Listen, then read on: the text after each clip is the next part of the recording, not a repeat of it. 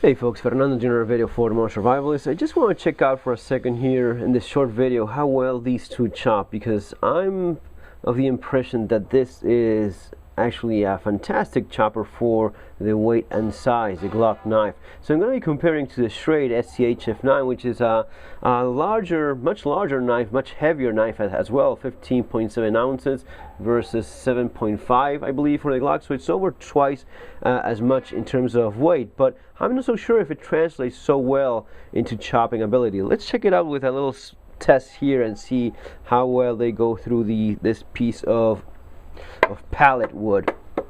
Let me take in just a few chops just to try it out, see how it goes. So this is a heavier knife, of course, and my position here is definitely not ideal for this kind of thing.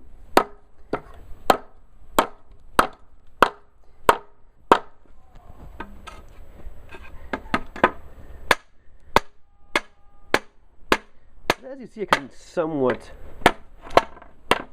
if I had to cut through it,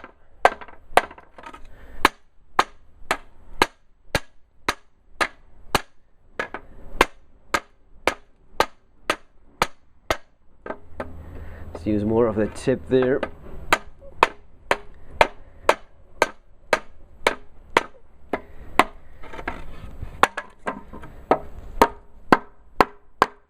Okay, I kind of get the feel of it not being ideal, but okay enough for a knife of this size. Now, how would the Glock compare to that? Let's use this other side and try it out. Again, 7-ounce knife.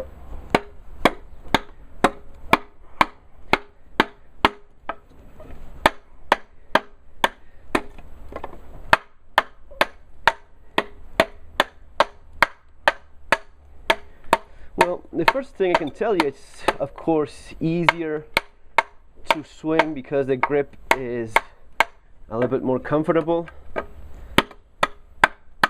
But as expected, I'm kind of surprised by how well it does given this size.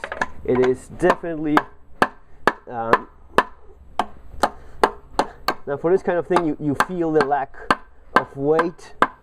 But when you use it sideways, like you would do like in nature with a tree limb, something like that, you feel it just go into the wood nicer, sharper, better.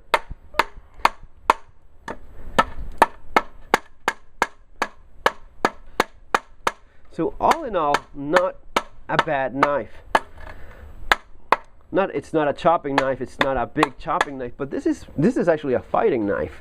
So, and the reason why it chops decently enough, in spite of my crappy attempts here, is because of the weight distribution. The blade is light, but most of the weight is here in the blade.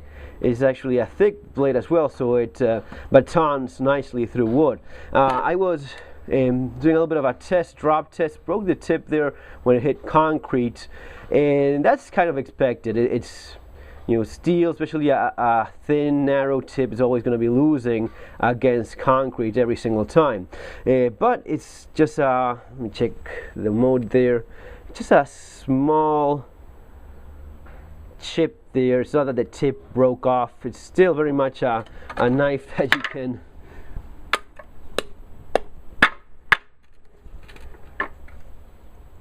stab without any problem. I already hit concrete, the floor there a couple of times already, and that's kind of the damage you're going to be getting from it. If you hit rocks, if you hit the floor like I just did a couple of times there, it's not something that you know, takes away the ability of the knife to still stab properly. So that's kind of a relief. Of course, with this kind of tip, that's not going to be happening. I'm going to be hitting the floor here a few times, and because it's almost like a big old chisel, it's really no damage. It's not taking away any of its ability to pierce. Now, having said that, if I'm trying to do that, it just falls off because it's simply not as narrow as this much narrower tip. That's the ability that you have here, and in different tests in trying to break off the tip, no such luck. It's pretty strong, and other than just a small little nick in a chip like that, you're not going to be losing the tip unless you do a lot of damage and put some effort to it. I'm still surprised by how well this knife chops for how light it is. If you had to do that, and the only thing you had was the Glock knife, I mean, sure, I would want to have something big or heavier so as to chop with, but then of course take into account the weight difference. You know, you're dragging around that thing all day long. Maybe you're never going to be using it for chopping a piece of wood for real in a real survival situation. If you're going camping, you're taking probably a small hatchet or a dedicated larger knife.